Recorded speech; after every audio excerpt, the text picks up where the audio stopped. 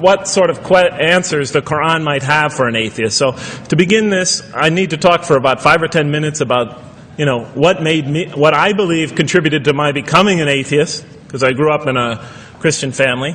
And then I'll talk for about 45 minutes or so about what I experienced in the Quran and how that sort of changed my perception.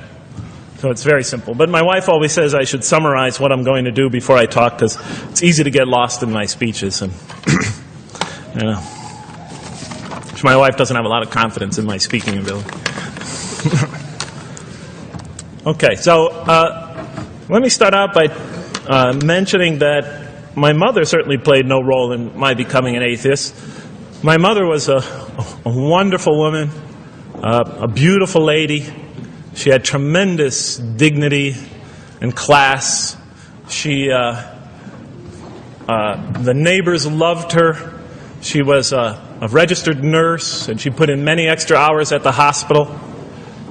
She worked in the ward that dealt with dying patients. And when I would come and pick her up late from work at night, not all the patients, but many of the patients would drag me over and talk to me and tell me what a wonderful woman my mother was. When she died, her funeral was packed, and person after person that came up to me had a story to tell about my mother and her goodness. Time and time again, people described her as, Jeff, your mother is a true saint. She was a deeply religious woman, a great mother, a great teacher, a gentle person. She never cursed. I never heard her curse, swore, ever in her whole life. Never heard her speak to anybody rudely or speak about anyone rudely. She was a tremendous example of a truly religious person. And she didn't wear it on her sleeve. It was just slowly but surely you could see it just in her day-to-day interactions with people. My father, on the other hand, was a difficult man. My father, for some strange reason, had this tremendous rage inside him. I don't know where he got it. He had this terrible violence inside him. And every night he would try to quell that violence with hard drinking. And his drinking, though, only made him all the more volatile. Because my father could be laughing and joking one minute, and he could fly into an angry rampage the next for some unexpected reason. You never know what would trigger it. And once he flew into that angry rampage, it would take, he would just go wild in the house. The house would be in havoc. And he would rage on and on and on, and it would take an awful lot of liquor and several hours before he would finally go to sleep. And this would happen night after night after night. And so my 4 brothers and I was the 4th in line. My 4 brothers and I lived a frightening and precarious childhood. But I'd have to say the worst of it was watching my father regularly taunt and threaten and abuse my mother. And it would happen day in, day in, day in, day out, night in, night out. And it was a never-ending nightmare. You see, it's really not so bad when you're the target of your father's violence. You might think it's bad when a child is the target of their father's violence, but it's really not all that bad. At the moment of attack, you're really not thinking about anything except your own survival. When he's firing punches at you or kicking you on the ground or chasing you throughout the house, or when he's threatening you, I'm going to hurt you bad, boy, you're not thinking about anything at that moment except escape. While all that's going on, you're not thinking about the aftermath or consequences, the psychological repercussions or anything like that. And when it's all over, you might even excuse the onslaught because you figure maybe you somehow deserved it. If not for what you did this time, maybe for something you did in the past. You could always put the blame on yourself. But a far worse fear is the terror that overcomes you when you watch your father go after your mother. Because she's the only source of warmth and kindness, of love and protection that you know. And if he were to take that away, from a little boy's standpoint, then you lost everything. But far worse than the fear is the guilt. And it comes over you from several directions. First of all, there's the guilt that comes at you upon you from the growing antipathy you have towards your father. Because we're taught to love and respect our parents, and we are born with this natural bonding attachment to them. But when you watch something like this happen night after night after night, and this rage is growing inside you, you're being pulled in opposite directions. Then there's also, of course, the guilt that comes when you think that you might be the cause of this night's violence. Maybe something you said or did that you didn't even realize triggered it. Maybe just your father's dislike of you triggered an argument between your mom and him that is now raging on downstairs. But the worst guilt of all, and it is by far the very worst, is knowing that you did nothing to stop your father from hurting your mother. Because while he raged on against your mother downstairs, you hid in your bed and you trembled underneath the covers. Maybe you whimpered and you cried and you put the pillow on your head. And thus, you traded personal respect for personal safety. And with each such incident, you come to realize with ever greater and greater clarity, you come to realize your own weakness, your own impotence, your own incompetence, your own worthlessness, your own cowardice. And the hate grows and festers inside you. Not only for the man that you call father, but for yourself as well. It is a terrible, terrible thing to make a young boy choose between his mother and himself. It is extremely unfair. I noticed that tomorrow there's going to be tomorrow morning a lecture about spousal abuse given by Dr. Shaheen Rizwan. I hope you'll all attend it. I think it's a very important subject. When I was little, I used to daydream about life without my father. I just wanted the violence to go away. I wanted not to be afraid anymore. I felt like I was trapped in a bad dream and there was no way out. And so I prayed to God again and again and again to remove my father from our lives. But he was always there, and very soon I began to wonder if God really was.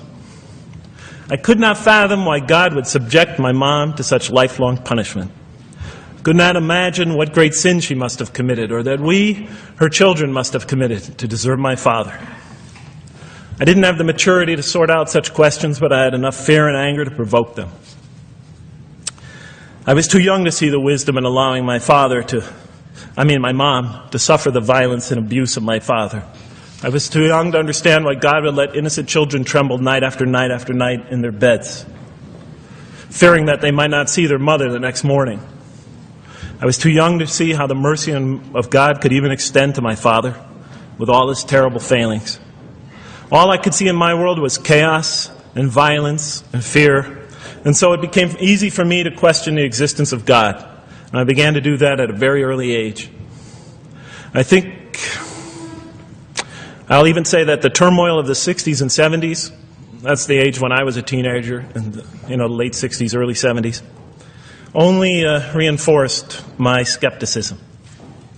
When John and Robert F. Kennedy were assassinated, or Martin Luther King was gunned down, when Vice President Agnew was kicked out of office and Richard Nixon soon after him, when the race riots erupted in city streets like mine, and gang fights erupted in our cities, many of those which I was involved in, when I saw the bizarre and senseless carnage of Vietnam, they all confirmed the lesson that was already ingrained in me and that my father had taught me so well, that the world is dominated by random, consuming, undiscriminating violence.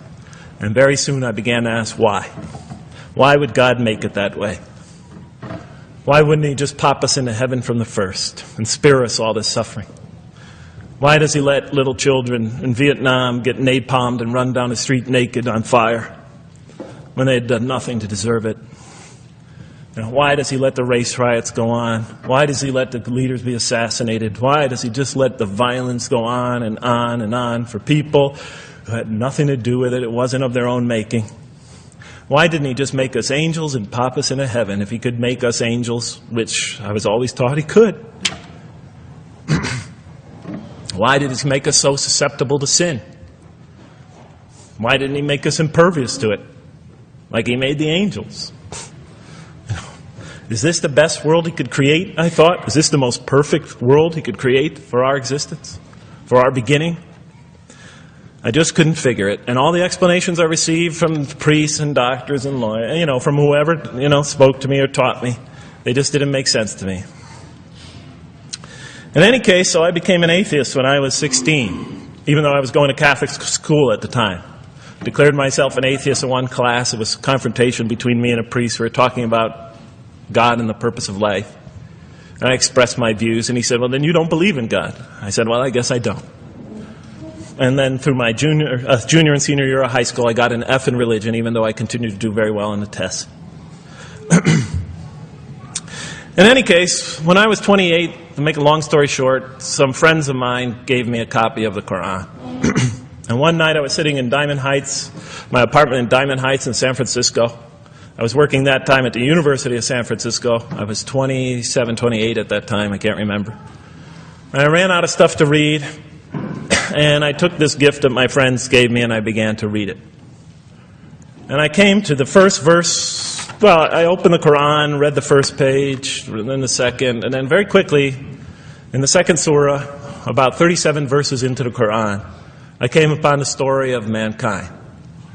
And I have to admit, I read through it very quickly. It was about 9-10 verses long.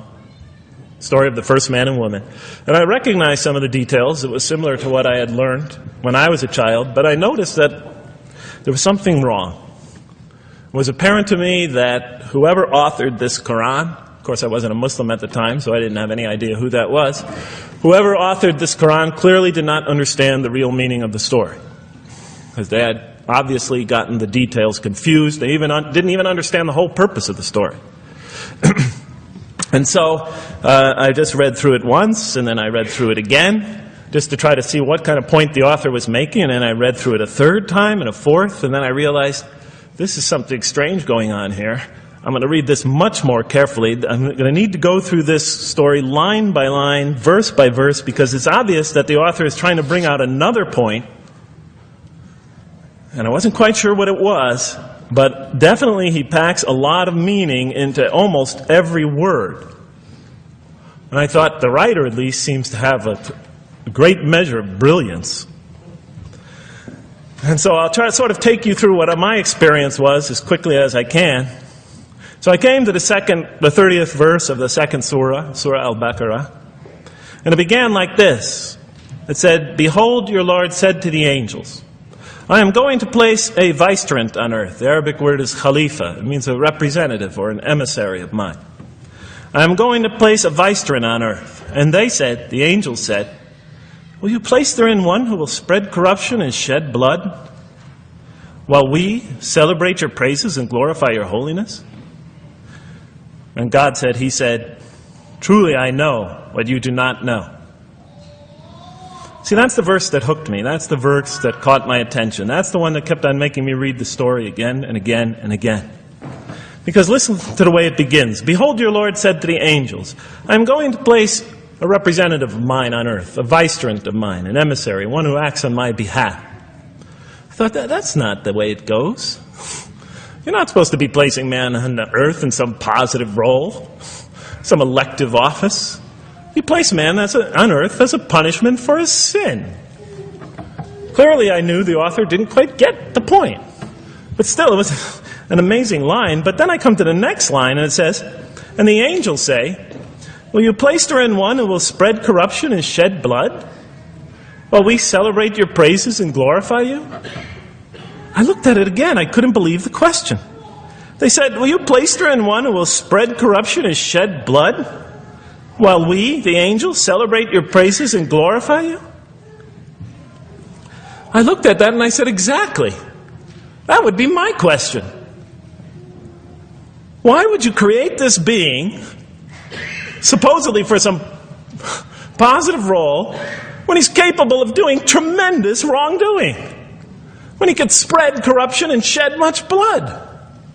Why would you create this violent and pernicious creature when you could create angels? As the angels clearly say, we, the angels, celebrate your praises and glorify you. They're asking one of the most fundamental questions in the entire history of religion. Why create you, man, this utterly fallible creature, this creature who could rebel against God's will, who could do such tremendous wrongdoing, who could wreak havoc like no other creature on earth, when you can make them angels? And look where the question is being asked. It's being asked in heaven. It's almost like saying, look, why don't you just make them angels and be up here in heaven with us, Why don't you just make them angels, pop them into heaven, he's fine. Why would you put him on earth where he could feel distant from you, where he could work out his worst criminal tendencies, act them out, feeling somehow independent and apart from you and free to do whatever he wants, when you could just make them angels and put them into heaven and make them perfectly submissive to your will? I looked at that question and said, that's my question. I'm not even a single verse into the story of mankind, and there before me I see my question. That whole question, everything that I ever thought, everything that I ever experienced, everything that I ever knew was in that question.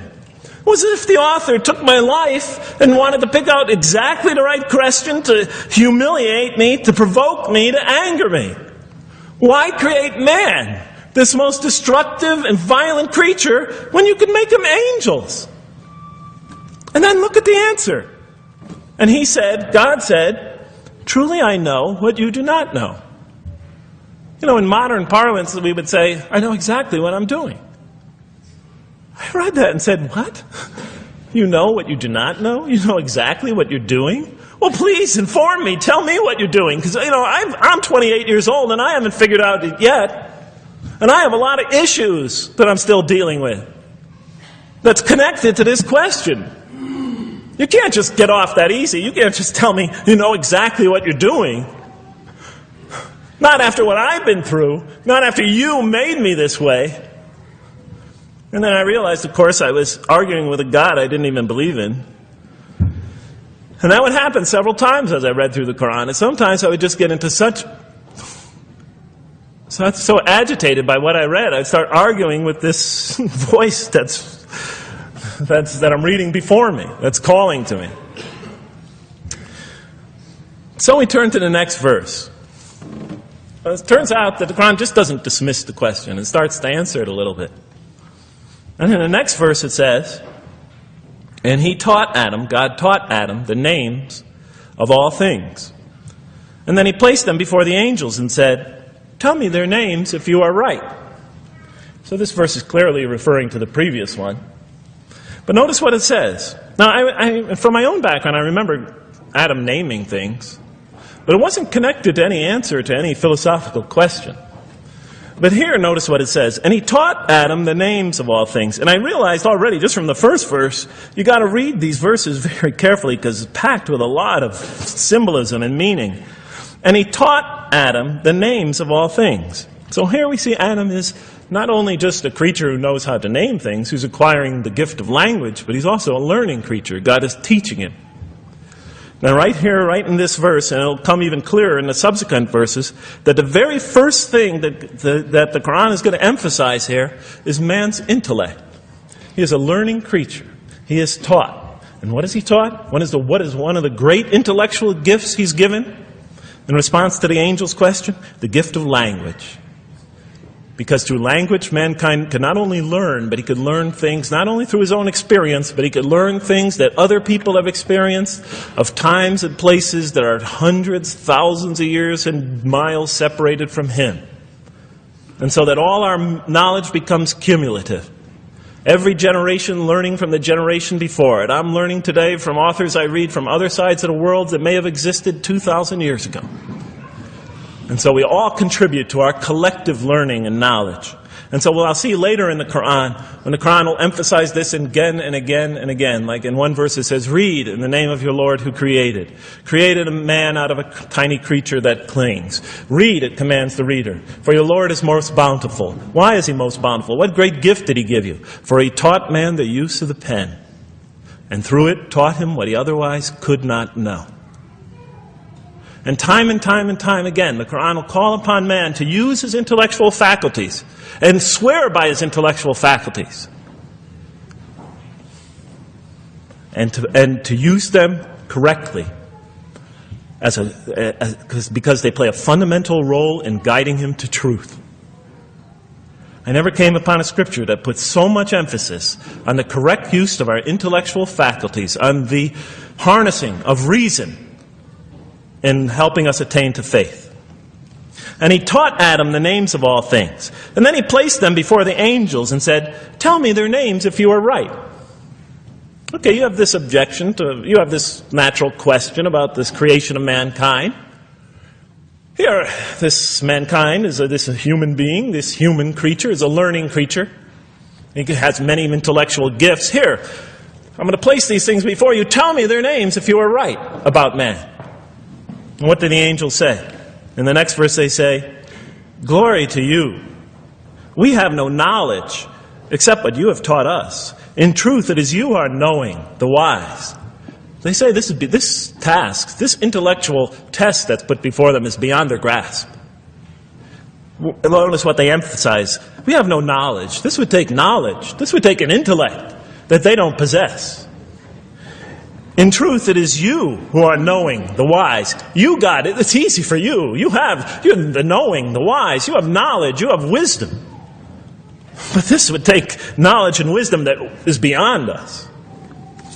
And so in the next verse we read, and he said, "O Adam, tell them their names."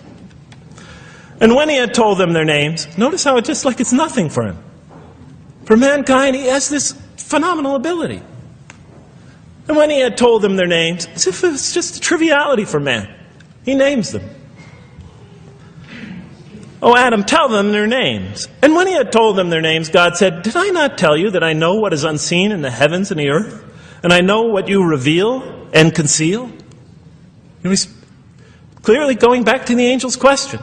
Yes, you have these natural concerns about the creation of mankind. Yes, he could do these evil things. But look at this tremendous intellect he has. This is something you have overlooked, that you haven't considered. And that's clearly the point of these verses. Even though I felt that the author didn't quite, it was as if I realized that he didn't misunderstand the story. He was taking one of the great stories in the history of humankind, one of the fundamental greatest stories in the history of mankind, and molding it and using it as a vehicle for an entirely original message. And God said, "Did I not tell you that I know what is unseen in the heavens and the earth? And I know what you reveal and what you conceal?" In other words, didn't I tell you I know exactly what I'm doing? And then in the next, and didn't I not tell you that I know what you reveal and conceal? I looked at that. What question what did they reveal and what did they conceal? What did their question reveal and conceal? I thought about it for a minute. Oh, it's obvious. What did their question reveal? You just go back and look at the question. It revealed the sinful and sinister propensities of man. I mean, it's obvious, right? Why are you all looking at me like that? You're starting to scare me.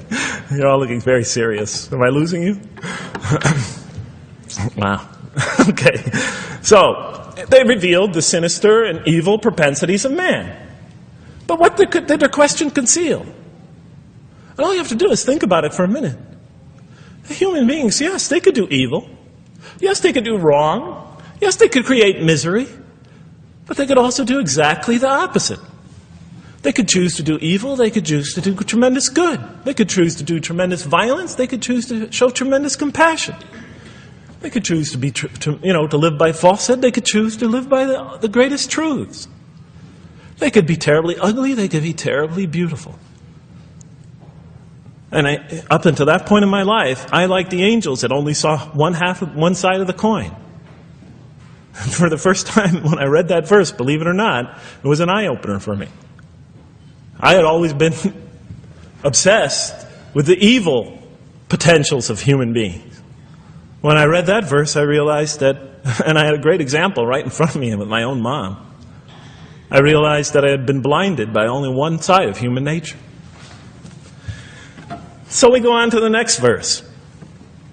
And behold, we said to the angels, bow down to Adam, and they bowed down. But not so Iblis. Iblis is like the father of Satan. Satan's satanic beings, forces, creatures, existences. He refused and was arrogant. He was of those who reject faith. An interesting statement. And behold, we said to the angels, bow down to Adam. And they bowed down. Bowing down could symbolize two things. Bowing down could symbolize the superiority or potential superiority of one being over another. And so they bowed down to them. Bowing down could also mean that they serve that creature in some respect. Of course, the Quran says that all beings serve God. All created beings serve God.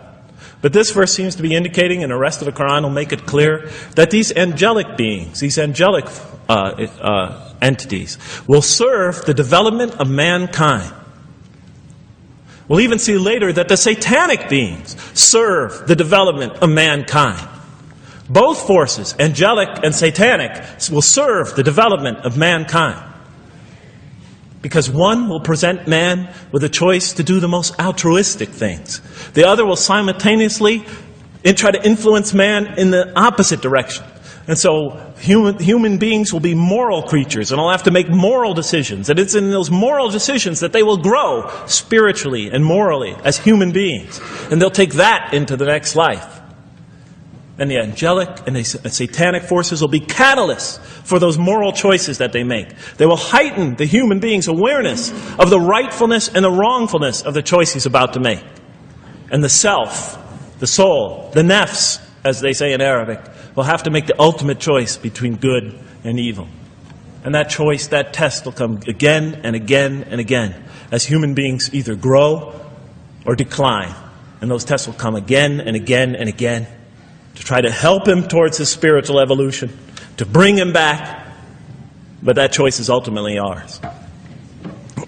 But I'm getting ahead of myself. And so we said to the angels, bow down to Adam, and they bowed down.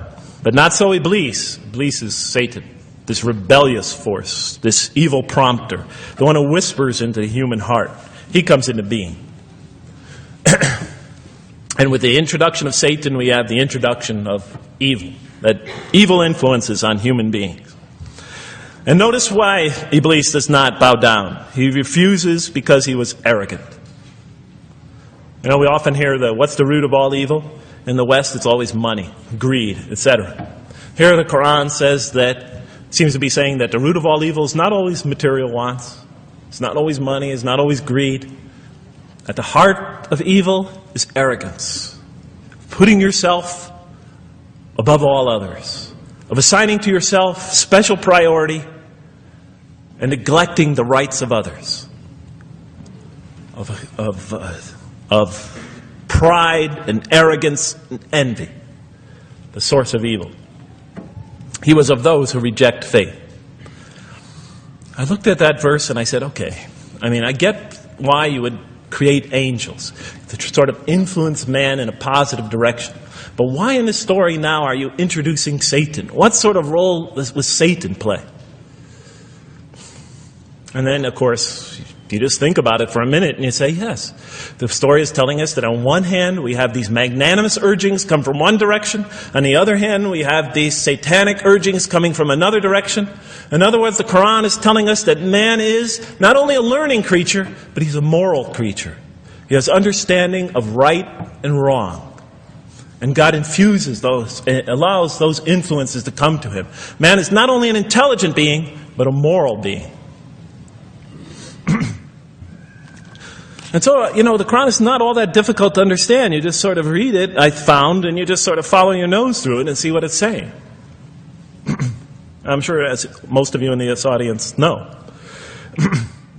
Okay, so we see that man is not only a learning creature, but he is a moral being as well. There's another verse in the Quran that says, by the soul and that which whispers into it, or which breathes into it. Its morality It's immorality and it's God consciousness. Both of these we are under the influence of. And God allows us to be under the influences of us. He creates us to be exposed to both influences. And then the verse says, truly he is successful, who causes it to grow. Causes his soul, his self, his real self to grow. And truly he is lost who stunts it, who disallows, who destroys his personal growth. So mankind is not only an intellectual being, but a moral being. And we said in the next verse, O Adam, dwell you and your spouse in the garden, and eat freely thereof what you wish, and eat freely thereof what you wish. But come not near this tree, for then you will be among the wrongdoers. I looked at this verse and I was, starting to wonder if the author was drifting back to the old story again. I was confused. And we said, O Adam, dwell you and your spouse in the garden, and eat freely thereof what you wish, but come not near this tree, for you will be among the wrongdoers. I thought it was drifting back to the old story. Man sins, man's punished for his sins with earthly life. Maybe the author is drifting, he had a good idea, and now he's drifting back to the sort of traditional story. Maybe he couldn't make his mind up what story he wanted. Except for a couple things about this verse, and this happened with almost every verse as I read through it, is that the whole tenor of the passage is sort of not what you would expect. I noticed that the Quran in this story has a tremendous penchant for understating things. Because it says, and said to Adam, dwell you and your spouse in the garden, and eat freely thereof what you wish, to Adam and his spouse. But come not near this tree, for you will be among the wrongdoers. I mean, there's no sense of God being threatened by the possibility of man eating from the tree. In this story, we don't see in this verse, we don't see that God is nervous at the prospect, that he's threatened by the prospect, that he's anxious about it. The tree that he picks, it seems like he's just picking out any tree. Nothing special about the tree. Go not near this tree, for you will be among the wrongdoers. Satan will later come to him and tell him it's a tree of eternal life, of a kingdom that never decays. Turns out to be a complete falsehood in his part. Nothing special about the tree. It's just a tree. God's not nervous at the prospect at all. In the tradition that I came from, God is threatened by the prospect. He has to put an angel with a fiery sword by to protect the tree, so that mankind never goes next to it again. I'm not putting it down, I'm just pointing out the difference of the story. They're both beautifully told. But he has to guard the tree. Why? Because if they eat from it, they'll become gods like us. This man, he already has a rebellious nature. Can you imagine if he eats from this tree? Can't let him get near that tree. But here, just, calmly says, but if you do, you will be among the wrongdoers. God is not worried about himself. It's just warning man. Making it clear that if you do this, you've committed a wrongful deed. Again, the whole tenor of all these verses that you read through it is God knows exactly what he's doing. Okay, next verse. But Satan caused them to slip and expelled them from the state in which they were. And we said, go you all down, some of you being the enemies of others, and on earth will be your dwelling place and provision for a time. What? I said? I was expecting now the rage, the anger, the violence, the jealousy. That's what I was expecting. Okay, they eat from the tree. Where's the rage, the violence? I'm going to punish you now. You're going to sweat on earth. And you're going to suffer, and you're going to stub your toe, and you're going to work, and you're going to labor. And you're going to die there for what you did. And where is the woman? Right? And the woman, right? She's the one who's going to suffer the most, right? She'll have to suffer labor pains and monthly cycles, right? And bleeding and crying out when her children come into the world. She'll scream out. And worst of all, the greatest humiliation, the man will rule over her. When he's obviously her intellectual inferior, because she and the angels she and Satan seduced him, and he just bumbled along and committed a real, wrong deed. Well, I don't mean to make light of it. But the story is obviously different, though. You know, no threat here. As a matter of fact, look at the way it says, "O Adam, dwell you and your spouse in the garden, and eat freely thereof what you wish. But come not near this tree, for you will be among wrongdoers." Then they make the mistake. But Satan caused them to slip and expelled them from the state in which they were. And we said, "Go all you down, some of you being enemies of others, will be adversaries of others. Some of you will be adversaries of each other, and on earth will be your dwelling place and provision for a time." This is not a deity losing it. If you look at it, I mean, on earth will be your dwelling place and provision for a time. That's not the words of a God that is lost, that is really extremely upset. On earth will be your dwelling place and provision for a time. When I walked into the hotel today, and they said, and it's this nice one up here, I don't know the name, I can't remember the name of it, but that's a continental breakfast. And they said, your room will be room 111, and there's a continental breakfast in the morning. I didn't say, I didn't think they were mad at me. Because he said, you're going to sleep here, and this is going to be your provision in the morning. Oh, thank you. But notice something else about this verse. I mean, when you read these verses for the first time, I don't know, maybe I'm nuts. And many people think I am. But when you read these verses for the first time, I mean, this is just so much that catches your attention. But Satan caused them to slip. I remember, I couldn't get that verse out of those words out of my head. Satan caused them to slip. To slip? The greatest sin in the history of the human race, and it's called a slip? In my culture, slip means, you just momentarily, for a fraction of a second, you lose your focus. It's not a big deal. My Uncle Bob used to always say to me, Jeff, I'm sorry, I'm 5 minutes late, I slipped up. The understanding is it's no big deal. It's just a slip. That's what we say when we make a minor mistake. I slipped up. Don't worry about it. Never happen again. A slip, I said? Momentary loss of focus? The greatest sin in the history of humanity? Why we're all here? Why we're all suffering? Why we experience death? A slip? I didn't believe it. I went to my Arabian friends at that time. I didn't know any Arabic. They came to this verse. We went through it line by line. I said, now don't change any words. Just read them one at a time. But Satan made them, and I said, okay, this one right here. What does it mean? Tell me what that means. They looked at it. It says, slip.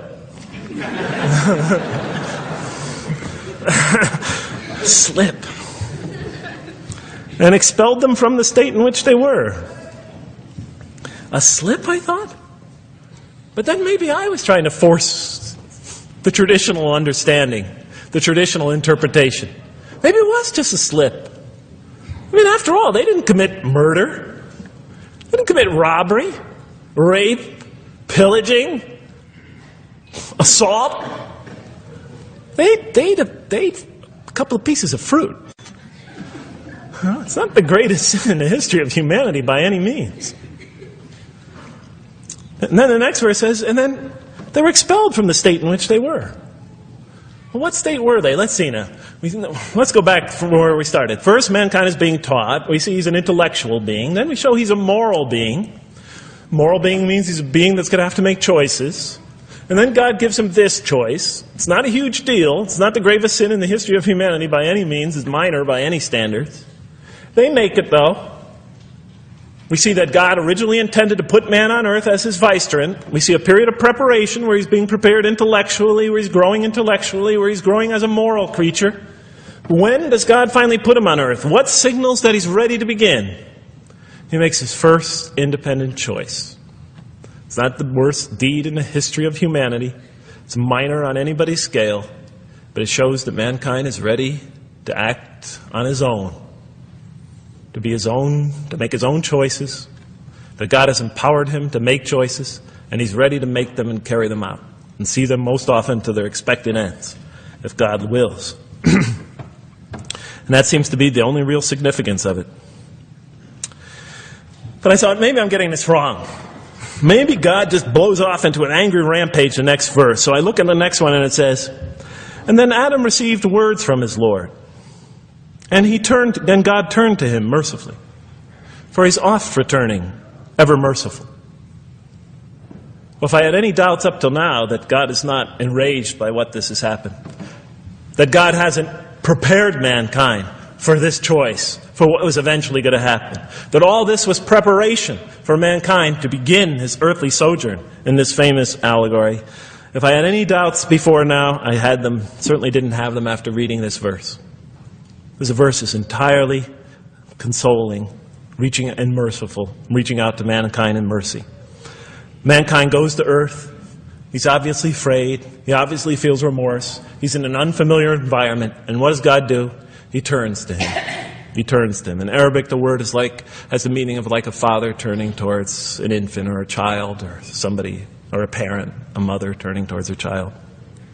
And he turns to him mercifully, and for God is oft returning, ever merciful. And Adam receives words from his Lord. What kind of words? Probably words of consolation, words of hope, words tell him not to be scared. And in the next verse we see those are exactly the type of words that Adam receives.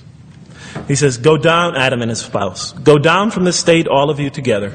Repeating that again, just so that we know that this is not a punishment here. "Go down from this state, all of you together, and truly there will come to you guidance from me. And whoever follows my guidance has nothing to fear, nor shall they grieve." It is an emotional picture. This young couple is here, in fear, in shame, feeling remorse, and God reaches out to them and turns towards them and tells them, "You have nothing to fear, nor shall you grieve. I know this is tough for you, but you've been prepared for it up till now, through your entire existence. It had to happen. This is a necessary stage in your development, in your growth. But just hang in there, follow my guidance, be true to me and I'll be true to you. I'll guide you, I'll help you, I'll do whatever you need. Just follow my guidance and you have nothing to fear, nor shall you grieve." Okay. So I was impressed. I thought this author, whom I didn't know, I thought was extremely brilliant. Because the story is entirely coherent, but it's bringing out entirely new meaning. And it's stressing some things in the human equation that I would never have normally thought of. Actually, I thought these sort of things argued against the existence of God. Here, the author was using them to say, look at these. These play a fundamental role in the purpose of life. What? Intellect. Human beings have intellect. Right. In response to the angel's question, they are moral creatures, and they are subjected to evil and angelic promptings. And they have to choose between them again and again and again throughout their existence. And their growth, which the Quran talks about frequently, is going to depend on that. We're here to grow, as we will see. But it emphasizes choice. Human beings are creatures of choice. It also emphasizes suffering. Suffering. Hey, that's pretty nice writing. It also emphasizes suffering. Human beings are going to suffer here on earth. That's the first thing that the story mentions. Spread corruption and shed blood? Havoc, suffering, pain? Yes, these three things play essential roles somehow, the story is saying, in our development on earth, in our very purpose of our development. These are the three things we've always had the most trouble grappling with, all theologies have. Why give us intellect? If it leads us often to challenge in our minds the existence of God, if we can't reconcile the existence of God with our minds, with our reason, why give us choice if we could choose to do wrong? Just make us angels. Why let us suffer so on earth? Just pop us into heaven. And here the Quran is telling that these play essential roles in our attaining of faith. Not only these, of course, it also mentions guidance, God's forgiveness, revelation, etc., angelic forces, satanic temptation. It mentions all these other things as well. But these three essentially really caught my attention. I never expected that these three things would be emphasized. And so as I read through the Quran, I looked, anytime I saw anything that seemed to relate to this, I would write down notes and underline it. And I would walk up and down in San Francisco with my pen as I'm walking, because I like to walk about 7 miles every day, and I'd be underlining. My friends would always say, "Jeff, what book are you reading?" And I would lie to them. I'd tell them, "Oh, it's a great novel or something." I didn't want them to know that I was reading the Quran. I think they thought I was going nuts. But in any case, so very quickly, I was wondering, does the Quran really emphasize reason? Does it really emphasize choice? Does it really emphasize suffering? How much more time do I have, Madam Speaker? 35? 25, okay. I'll do the best I can. So let me just try to indicate to you, as I read through the Quran, and I'll try to get through this quickly because you guys look tired. And I know you're interested to find out how that basketball game is turning out. Let's see, does the Quran really emphasize reason as essential to human growth, to this experience we're having on earth, to our very purpose? And the answer is definitely yes. So much so that even Western Orientalists, people who wrote against the Quran, and said that this is a major feature of the Quran, a feature that you cannot miss. Henri Lamens, writing in the early part of this century, one of the famous Orientalists, who wrote very much against Muslims, hoping to unseat them from their religious belief. He wrote, "The Quran," and this is his quote, "is not far from considering unbelief as an infirmity of the human mind." Unbelief is, he thought, and he was saying it mockingly, is like, you can't think straight. You're not using your mind right, as my father used to say. Maxime Rodinson wrote at length about the rationalistic approach of the Quran to faith. And this rational tone of the Quran is one of its most salient features, beyond doubt. I'll just give you a few quotations. One of its fundamental themes is that people ignore or reject God's signs and corrupt religion precisely because they do not use their reason. And the Quran will say that again and again and again. The Quran says about the disbelievers, they refuse to reason and are a people who do not reason. I have 7 such quotes in the Quran. The Quran will say, will you not reason? It mentions that 14 times to the reader. God reveals signs and lessons and admonitions so that, and this is a quote from the Quran, perhaps you will finally use your reason. There are 8 such statements in the Quran. From the Quran's viewpoint, reason and faith are allies, just as illogic and false belief are allies. And it clearly sets the conflict along these lines. It says the right way has henceforth become clear from error. Those who benefit most from the Quran are persons of insight. 16 such statements in the Quran. Firmly rooted in knowledge, 8 such statements. Use their reason, 10 such statements. Stand on clear evidence and proof, 7 such statements.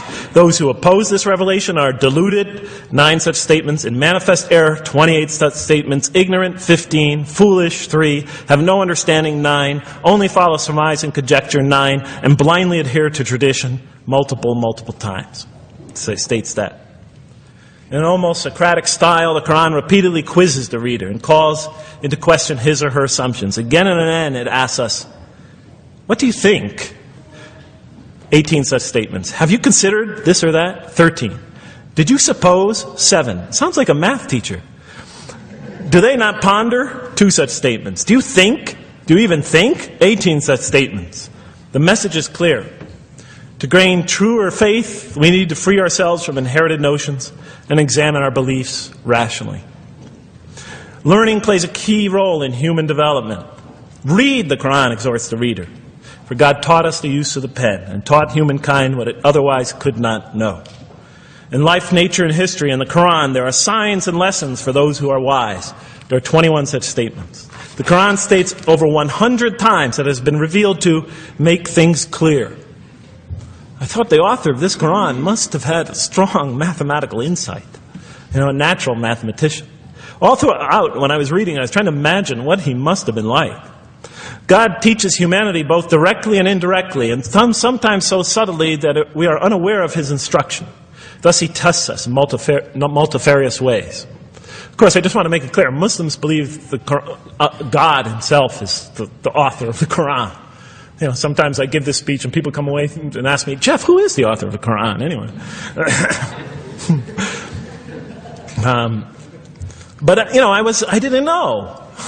So I was just trying to figure it out. Repetition is indicative of the importance given to certain ideas. It should be observed that the Arabic word for knowledge in the Quran, ilm, appears 854 times in the text in its various forms. It's one of the most frequently occurring words. So the Quran really does put great emphasis on reason in our spiritual quest. Does it put great emphasis on choice? Well, here's what it has to say. Let there be no compulsion in religion. The right way is henceforth clear from error. It's a choice, and it must be freely made. And it's a choice between correctness and error, between right and error, between reason and falsity. Had God willed, He could have indeed guided you all, it says in the Quran. I went, why not? I thought. Why not just guide us all? Why let some of us choose to go this way and that way?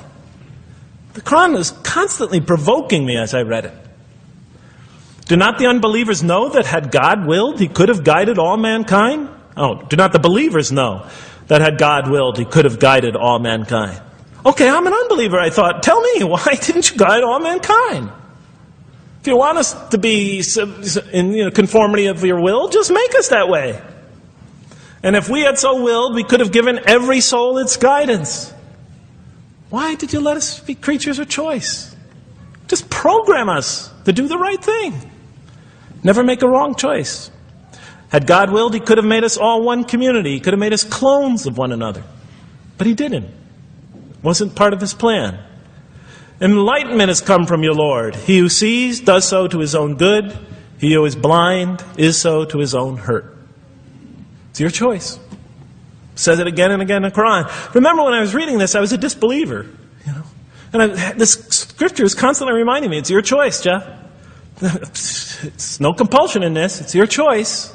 It's up to you. You're probably not reasoning correctly here. Think a little harder. Come on, try. It's just a few more steps. And whoever is guided is only to his own gain, and whoever is stray, I am only a warner. It's your choice. We have revealed to you the book with the truth for mankind. He who lets himself be guided does so is for his own good. He who goes astray, it's to his own hurt. It's his choice. There are many, many such references. I'll stop there. But you get the point. The Quran clearly emphasizes that choice plays a key role in our development. But what about suffering? I mean, suffering's the biggie, right? I mean, that's the real major question. What does the Quran have to say about suffering? Because every religion deals with suffering in a different way. It's either something you have to be saved from, and so some religions stress salvation, or it's something that you have to sort of transcend through meditation and training, so you can sort of not feel it so much, get above it and beyond it. Some religions see it as primarily punishment. Some see it as, some of the more ancient religions see it as the result of the precarious and whimsical, control of many gods working against each other, playing with human beings. Different religions have dealt with it in different ways. But almost all of them, I would indeed say all of them, have sort of seen it as something not so good. But let's see what the Quran has to say about it. Something to be avoided, to transcended, to be saved from. The Quran says just the opposite. You are going to experience it. You will suffer in this life. And it plays a fundamental role in your development, in your growth, and in what you are to become. This scripture didn't just say you're going to experience it. It said you should embrace it. You should struggle through it. Your life should be a struggle, it says. It should be a jihad. Yeah, right? But that's what it says. Jihad means struggle. When the Quran says jihad, it's very seldom, it's most often not in the context of fighting. Qital is the Arabic word for fighting. But it says even in the Mecca verses, long before Muslims had to defend themselves against their oppressors, it mentions that you have to struggle in the path of God. With the Quran, it even says. Struggle in the path of God with this Quran. Life is a struggle. It says in one verse, most assuredly we will try you with something of danger and hunger and the loss of worldly goods, with the loss of your lives and the fruits of your labor. Most assuredly we will try you. It's not just talking about evil people, good people. But give the good news, the glad tidings. Be happy for those who are patient in adversity and suffering. Good news, I thought? Doesn't the author understand the terrible effects of suffering? Give the good news to those who are patient through adversity, who when calamity befalls them say, truly unto God we belong, and truly unto Him we shall return. In other words, that this could benefit them. It was a remarkable statement. Here's another one. Do you think that you could enter paradise without having the like of those who passed away before you? And the next verses start to explain these people were good people who suffered terribly. Do you think that you could enter paradise without going through the same? Why, I thought? Why do we have to suffer in life? Misfortune and hardship befell them, and so shaken were they that the apostle and the believers with him would exclaim, when will God's help come? These are good people. When will God's help come? Oh, truly, God's help is always near. You will certainly be tried in your possessions and yourselves, the Quran tells the reader. You're going to face hardship. It's guaranteed. Every soul must taste of death. And we try you with calamity and prosperity, both as a means of trial. And to us you are returned. You are going to have hardship here. There is going to be no heaven on earth. This environment is made to be an environment of adversity. It is made to be an environment where you have to work, where you have to struggle, where you have to strive. And it plays a key role. Oh man, truly you've been toiling to your Lord in painful toil, but you shall meet Him. You're toiling, yes, but you shall meet Him. We certainly created man to face distress. What, I thought? We certainly have created man to face distress. You made us to face distress? Does he think that no one has power over him? Sometimes people get, so down. They just think, this can't be a God. Look how I'm suffering. He will say, I have wasted much wealth. Some people just become totally devoted to worldly aims. Does he think that no one sees him? Have we not given him 2 eyes to see with, a tongue, and 2 lips to communicate with, to learn from by communicating? Can't he see around him? Can't he tell from communication with other people? Haven't we pointed out to him the 2 conspicuous ways? What are the 2 conspicuous ways? But he attempts not the uphill climb. One of them is the uphill climb. And it says this is the way you should be pursuing. And what will make you comprehend the uphill climb? It is to free a slave, or to feed in a day of hunger an orphan nearly related, or the poor one lying in the dust. Then he or she is of those who believe, and exhorts one another to patience, and exhorts one another to mercy. You have not attained to faith until you struggle the uphill climb. It's telling us you should pursue the uphill climb. What is the uphill climb? Reaching out to your fellow man who suffers, to feed the poor one, to help the poor soul that's lying in the dust. And all over the world there are people in that state. And we watch the news as if it's just entertainment. And the Quran tells us this is something you should involve yourself in. That is the road that you should travel. It describes a successful life as an uphill climb. Well, I can see I'm running out of time, so I'm going to have to tie this up in about 15 minutes, I guess. But definitely the Quran emphasizes these 3 elements in the human drama. But as I read through it, I couldn't see how it all fit together. I mean, why didn't God just... Why? Why do we have to experience these? What purpose do they play? Just pop us in the head, beam us up, I thought. Well, one thing, like I mentioned before, the Quran will repeatedly emphasize that we're here to grow and to learn. And I'll give you 4 or 5 quick verses because I know you're tired.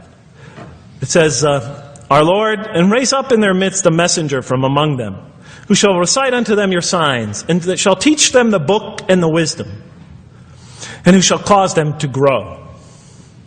We have to learn wisdom in the book, and Revelation in particular, and who shall cause us to grow.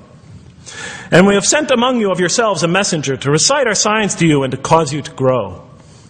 Truly God was gracious to the believers, this is in the 3rd surah, when he raised up from among them a messenger from themselves to recite his signs to them and to cause them to grow. It is he who has sent among you, who has sent among the unlettered people a messenger from among them to recite his signs and to cause them to grow. These are all distinct references. Just two more. There are many more. And the soul and that which breathed into it, its immorality and its God consciousness. He is indeed successful who causes it to grow. And he is indeed a failure who stunts it. And in the 92nd Surah, Surah Al-Layl, it says, far removed from it will be the righteous who give his wealth that he may grow. So the purpose somehow is to grow. We're in a growing, learning, developing experience. We weren't just created when we came into the world. This is actually a stage of our creation. Just as our development in the womb was a stage in our creation, our essential stage in our physical creation, this is an essential stage in our personality creation, in the creation of our real being. That which we take into the next life, our essential selves. We've gone from the physical creation in the womb, primarily physical, now to the human creation, the personality creation in this stage. I thought maybe I'm, projecting my own neurosis into the scripture. Maybe it doesn't really emphasize that life has a purpose. But time and time again I would find it does. For example, just quickly it says, those who remember God standing and sitting and lying down and reflect upon the creations of the heaven and earth and say, our Lord, you did not create all this in vain. You did not create all this in purpose. Just when I was starting to think, maybe the Quran really doesn't state a purpose of life. It really doesn't mean there's a real purpose of life. Maybe I'm reading into it something that is there. I would come upon verses like that would force me to just read a little further. Make me think, maybe it's just around the corner. We have not created the heaven and the earth and whatever is between them in play. If we wished to take a sport, we could have done it by ourselves. If we were to do that at all. God doesn't create to satisfy his whims or fancies or entertain himself. Do you think that we created you purposely and that you will not be returned to us? It says in the 23rd Surah, the true sovereign is too exalted above that. In the 44th Surah, we did not create the heavens and earth and all that is between them in play. That serves a purpose. Now, what sort of purpose can it possibly serve? So I tried to, apparently the Quran speaks about believers and those who are the rejectors. You have the believers on the one hand, the rejectors on the other. Now apparently God has created us to be believers. So I tried to study what the Quran has to say about the believers, and it's a natural thing to do, to see what it wants us to become, if it has anything to do with these essential elements that it stated. I mean, it's a natural way to approach it. I think you agree. Do you agree? Somebody nod your head. That's what I say to my math students. Just one head nod is enough for a mathematician. Get one head going. Okay, I did my job. Okay. So, how does the Quran describe the believers? What are they supposed to attain to? What is their ultimate thing that they're supposed to get? What are they ultimately supposed to achieve? And it's very clear when you read the Quran that what they will achieve in this life and will experience to so much greater degree in the next is they will experience a relationship of love with God. They will turn to God in love and God will turn to them in love. In the Quran, God's mercy, compassion, forgiveness, kindness, beneficence, warmth, generosity, all the things we normally think associated with God are freely given to all mankind. But when the Quran speaks of God's love, we would normally think of that as God's love. But when the Quran speaks about God's love, it's talking about something very special. His love is always presented as a relationship between two. If we do not turn to God in love, then we just receive his mercy, forgiveness, kindness, beneficence, warmth, generosity, all those wonderful nurturing things, his nurturing, and we reject it. And so we never really experience that love, because we never really turn to it and open ourselves up to it. It is always there for us, but unless we enter into that relationship, that love, that give and take, that relationship of love, is never develops. We reject it. And that's what the word kafir means. It means to reject, to turn your back, to ignore, to throw a gift that someone gives you behind your back. And so the Quran tells us that the believers will experience this sublime relationship of love. It says, "Yet there are men who take others besides God as equal, loving them as they should love God. But those who believe love God more ardently. Say, if you love God, follow me, and God will love you and forgive you your faults, for God is the forgiving, the merciful. O you believe, if any from among you should turn back from his faith, then God will assuredly bring a people he loves and who loves him." And throughout the Quran, I'll mention time and time again that God loves the believer. God loves this type of person. God loves that type of person, and so forth and so on. So it's quite, and I'm trying to pick the speed up here, so you'll have to excuse me for that. But it is apparent from the Quran that one of the purposes of creation, maybe the essential purpose of the creation, is to produce from this subset of humanity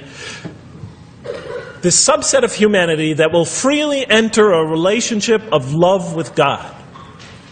They will not only experience the beauty of other relationships in their lives, but this love that they will experience with God is the sublime experience that they will enjoy. Not only in this life, but infinitely greater in the next, when all the distractions, all the masks are stripped away.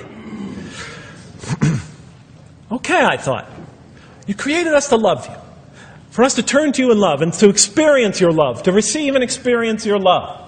But why do you need these? Just pop us into heaven, love us, and make us love you. Program us to love you. You'll make my dog love me. Do the same sort of thing. I kept on coming back to the same issue. Just do it. Okay. Still couldn't see it, and I was almost through the Quran, and I thought either I'm dumb or this scripture just never really got to it. Okay, so I didn't give up. I thought, okay, what's the next natural thing to do? Okay, so we're here to develop this relationship of love with God. The Quran tells us that, if we are believers and we do good, we'll experience great joy and peace in this life, not only through our relationship with God, but through complementary relationships with all the people around us in this world will be a one for us of peace and serenity, even though we have to struggle and survive and suffer. But I couldn't see, how this all tied in with this suffering business and why he couldn't just put us into heaven. So what's the next natural thing to say? Okay, so we're created to have this relationship of love with God, to enter this relationship, to experience and receive all that he has to offer us. So the natural thing to do is to study the two partners in that relationship. What does the Quran have to say about us, the believer? What does it ask of him and her? What does it require of them? And then what does the Quran tell us about God? And then is there some essential nexus, some essential connection between them, and does it have anything to do with these? Because if the Quran doesn't show that, then the essential link that links all this together, that pieces it all together, is missing. And as I thought to myself, whoever this author is, and by now I knew he had fantastic genius, even though he came from the primitive confines of the most backward, most uncivilized sector of humanity, of people that had no literary history, really, to speak of, no great works of literature, no scriptures that preceded him, even though he came from the desert of culture, even though this came out of that environment, and the mind behind it had to be tremendously and phenomenally genius to come out of that surrounding and produce something like this. If that essential link was missing, I knew that, he was great, but, and extremely great. But, what do you expect? How could anybody answer those questions? Nobody in the history of humanity has been able to answer them. Okay, so I thought, first I'll see what the Quran has to say about the believers. What does it require of them? Then what it has to say about God, and see if there's some essential link. Are you following me? You're giving me the note. Get off the stage. Okay, I'll do my best. It's a deep subject. We're almost done. Bear with me a few more minutes. I'm sorry, really. I know Siraj Wahaj, when he gives these sort of speeches, he always says, okay, I'm finishing up now. And then 10 minutes later he says, you thought I was telling you to do it? I won't say that, but Just give me a few more minutes. Bear with me. Okay, quickly. What does the Quran ask of the believers? From the Quran's many exhortations and its descriptions of acts and types of individuals loved by God, it's not difficult to compose a partial list of things that the Quran wants us to do, which it calls good deeds. Time and time again. To believe in God, to have faith in God, to have a relationship with God, and to do good. So what does it describe as these good deeds? Well, as I read through the Quran, it says that... Can I take this away? Remember, intellect, choice, suffering. It says we should show compassion. Show compassion. We should be merciful. I have the references here, but just excuse me, I'm not going to list them all. We're running out of time. We should be forgiving. Forgive others. We should be just. We should protect the weak. And defend the oppressed. Defend the oppressed. We should seek knowledge and wisdom. Knowledge, wisdom. Bear with me, ladies and gentlemen. We should be generous, truthful, and we should be peaceful. And we should love our fellow man. Love others. I'll just give you one verse because I know we're running out of time, Madam Speaker. Truly those who believe and do good will the most merciful endow with love. And to this end we have made this scripture easy to understand in your own tongue, so that you might convey a glad tiding to the God-conscious and warn those given to contention. To this end we have made this easy to understand, so that we'll learn to love others.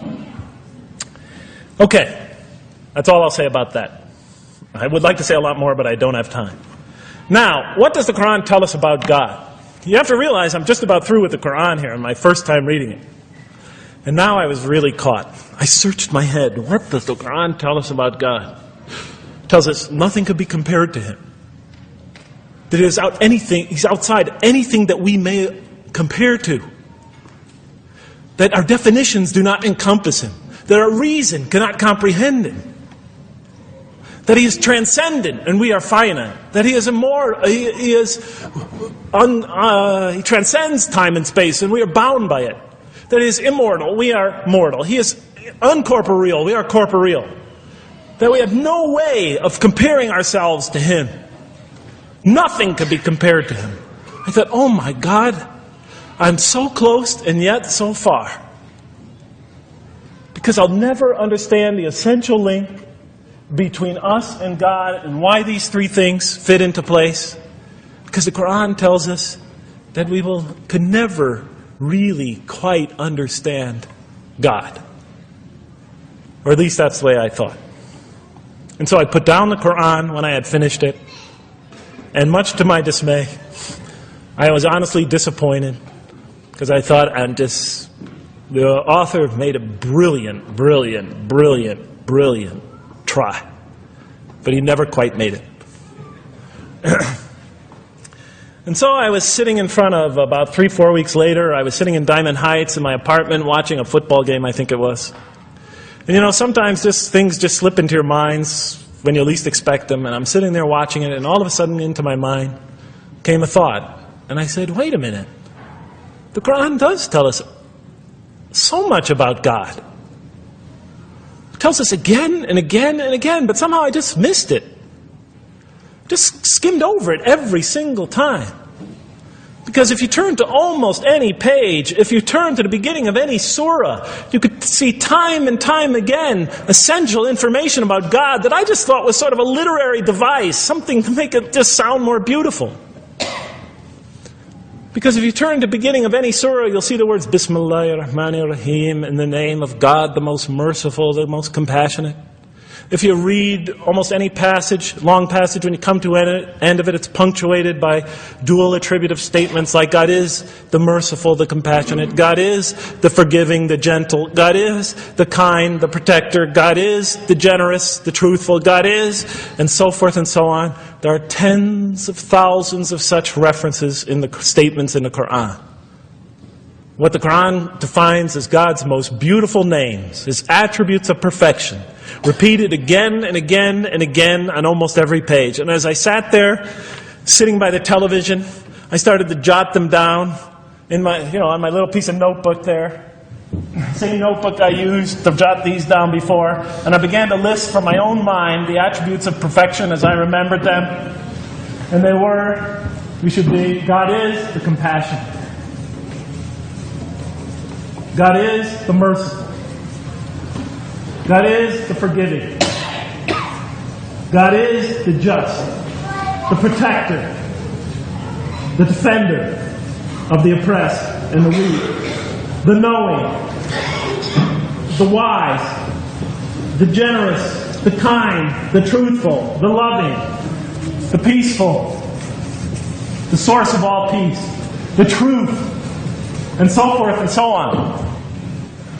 Every item I had listed in my list for the qualities that we human beings are supposed to develop, the Quran was telling me had its infinite source and perfection in Allah, in God. And then all of a sudden all the pieces fell together. Then I suddenly saw it, as I see most of you probably see as well. That now, suddenly it all began to make sense to me. In what way do I say that? Well, it was now obvious why we had to develop these qualities. It was now obvious how these things on the floor here fell into place. And I'll just say it clearly. We're here to develop a relationship with God, to become closer to God. But how can you become closer to God when He's transcendent and you're finite, when He's immortal and you're immortal, when you're vice versa? When He's immortal and you're mortal, when He's unbound, fettered by time and space and you are, and so forth and so on. How can you become close to that one? If I want to become close to you, I need to have something to share with you, something that we have in common. So, for example, if I want to come close to this young man here physically, I'll approach him because we both have bodies and I can position my body closer to him. Physical presence, bodily presence is something we both share. If I want to become closer to that gentleman back there, if I want to become closer to him intellectually, I'll reason with him so we will have a convergence of minds because we both possess reason. If I want to become closer to one of my sisters on this side emotionally, I'll try to appeal to their sentiments because we both share feelings and similar types of experiences that generate those feelings. But how does one become closer to God? What do we share with Him? We share with Him exactly what He gave us. Because the Quran tells us that when we came into this life, He breathes into our spirit something of His Spirit. And that we come into this world with the seed of these very qualities within us. And we could either kill them, stunt them as the Quran says, or cause them to grow. And when we grow in these, we grow in our ability not just to experience tremendous beauty in life through all this, but we grow in our ability to receive and experience the infinite beauty, the infinite peace, the infinite truth, the infinite compassion, the infinite mercy, the infinite, etc., all the way down the list, that only comes from the infinite perfect source of all these. The more we grow in mercy, the more we grow in our ability to receive and experience in this life and in the next, to an infinitely greater degree, the mercy of God. The more we grow in compassion, the more we grow in our ability to receive and experience God's compassion in this life through prayer and through ritual and through contemplation and through other experience of others. And of course, infinitely more in the next life, the compassion of God. The more we grow in our truthfulness, the more we grow in our ability to experience God, the truth, because all truth comes from God. The more we grow in these things, the more we grow in our ability to receive and experience God's attributes of perfection. The more we grow in our ability to receive and experience His being. And that sort of nearness we are growing to Him is tied to our essential nature and to His. It's more than just physical nearness. It's more than just a convergence of ideas. It's more than just a convergence of feelings. It's a convergence of essential beings. It's the closest type of nearness two can feel, two can experience. I'll just give you a quick analogy, because this helped my children. Let's pretend I have a goldfish, a dog, and 3 children. 3 daughters, let's say. And I do have 3 daughters. No matter how much of my love, compassion, forgiveness, caring I pour upon that goldfish, it could only experience it to a tiny degree. It might not even really be aware of it, because it's a very primitive creature. But my dog, on the other hand, when I show it all my kindness, all my love, all my compassion, all of what is essentially me, it can experience it to a much higher degree than my goldfish. And through its interaction with me, through its own trying to give its own self to me, we could experience a quite wonderful relationship. But my children, especially as they grow older and go through their own experience and their own development, could receive and experience all the love and the compassion and the forgiveness and the caring and the generosity and the protection. Everything I have to offer, they could experience my being to a much higher degree than my dog ever can. And we could have a relationship of beauty that I could never have with my dog. As much as I love animals, having had 3 daughters, I know that the relationship that you have with 3 beautiful daughters could never even come close. No other relationship could approximate that. Of course, my relationship with my wife is also extremely beautiful, and she might hear this. And she's a wonderful woman, really. I mean, she's the source of so much beauty. But, okay, Madam Chairman, I am ready. So that seems to bring it all together. So now, I thought, wait a minute. That doesn't explain this. Why the intellect? Why the choice? Why the suffering? I thought, you almost had me, this Quran. You almost duped me. You almost tricked me, seduced me into accepting this philosophy. But wait a minute. What about intellect, choice, suffering? Why do we have to experience these? Why couldn't you just programmed us to be merciful, compassionate, forgiving, etc.? Why do we have to go through all this? And then, of course, the answer came to me as quickly as I thought of it. So we are creatures, and we grow, and we become. And yes, and you can make us anything you want, but you can't contain any of those attributes I listed without these 3 things. In mathematics, we try, 3 premises that go into, proving a theorem. We try to see if we could take one of them away, and if it's essential. And all 3 of these are definitely essential. For example, you could program a computer never to make an incorrect statement, but it doesn't become a truthful computer. Never heard anybody say to me, Jeff, this Macintosh is the most truthful computer I ever saw. If it's programmed, it's not truth. You could program a CAT scan to help the sick, but it doesn't become compassionate. Never heard a doctor say, Jeff, if you want to see a compassionate CAT scan, you come right over here. Right? Because all those things, compassion, forgiveness, truth, caring, love, all are born out of choice, suffering, and reason. In order to do a compassionate deed, when we consider reaching out to someone in compassion, that person, first of all, that's inconceivable without the presence of suffering, an environment where there's suffering. And when we decide to help them or not, we reason in our minds, what is this going to require of me? It's going to require some suffering on my part, some in my giving of myself. And without that mental process, it doesn't become a compassionate deed. And if it isn't by choice, it's not a compassionate deed. It's that choice that makes it compassionate. Same thing with truth. Truth is a choice between telling the truth or not telling the truth. Oftentimes we tell it when we're at risk to our own personal loss. The more suffering that might come out of that choice, the greater is the truth behind it. The greater the act of truthfulness. And all the time we have to weigh the consequences of that choice. If I tell the truth here, my teacher's going to give me an F. If I don't tell the truth, I might get an A. We weigh it in our mind. Last example, the famous wedding vow. Do you take this woman to be your wife? In sickness and in health, for richer or for poorer, until death do you part. What are they asking us? Do you knowingly make this choice, understanding full well what's at stake here? That it might involve richness but poverty, health or sickness, that suffering's going to be involved until death. Once a young lady told me, you never really loved me. Because when the growing got tough, when things got hard, when we hit rock bottom, when my life fell apart, you just got up and left. And she was right. And she understood full well that that's what love is all about. It is through giving and suffering together and hanging in there with each other and not bailing out and persevering through suffering, making that choice and knowing what you're doing. All those three things are essential.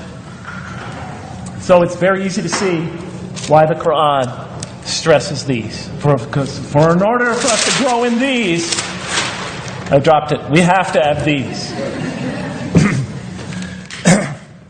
And that's why it's very easy to see, ladies and gentlemen, why the Quran, 30 seconds, Madam Chairman, why the Quran talks about sin as self-destruction. The Quran says when we sin, we commit, the Arabic word is dhulm, or zulm, however dialect you have. Dhulm against ourselves. We oppress, we destroy ourselves. Because when we don't grow in these, when we grow in the very opposite of these, we are literally destroying ourselves. When we grow into the things that are antithetical to these, we are destroying our natures and will not allow ourselves to receive and experience the beauty that could be in store for us this life and the next. It's like coming into this world and developing in the womb none of the physical things you need to experience comfort and joy and peace and happiness on a physical level in this life. It's as if you're coming into this life and you've destroyed yourself physically somehow in the womb, and you came into it and you had nothing to protect you from the cold, from the heat, from the harshness of the elements, from germs, from disease. Nothing to protect you, nothing to satisfy, give you the ability to satisfy your thirst or your hunger, nothing for you to experience any physical comfort. This is all that matters as we go into the next life. If we don't develop these through our relationship with God, our very purpose of our being, then we will experience terrible suffering in this life, worse than if we came into this life in a physical state that didn't avail us of any of the comfort of this life. And so it'll be worse than fire. It'll be worse than endless fire. It'll be worse than hell, the worst hell we could possibly imagine. So the Quran tells us, that yes, when it talks about heaven and hell, it's used very powerful symbolic language, but what it essentially is telling us is imagine the greatest joy and wonder and peace and serenity you could ever experience, and that's what's open to you on the one end. But on the other end, imagine the most terrible suffering that you could possibly bring on yourself, and you could also do that to yourself as well. It'll be worse than anything you could have ever imagined. And so, the Quran tells us that God says on the Day of Judgment, I did not harm you in the least. You destroyed yourselves. And it could say that in total objective truth. And that's why the Quran, well, I think I'll leave it at that because Madam Speaker is about to shoot me. I still have other things to talk about, but I want to find out how that basketball game is going. So, thank you so much for listening to me for so long. And may the peace and mercy of Allah be upon you all. I didn't mean to try to scare anybody at the end. That wasn't my goal. I was just trying to make a point. And may the peace and mercy of God be upon you all. Thank you so much. Assalamu alaikum.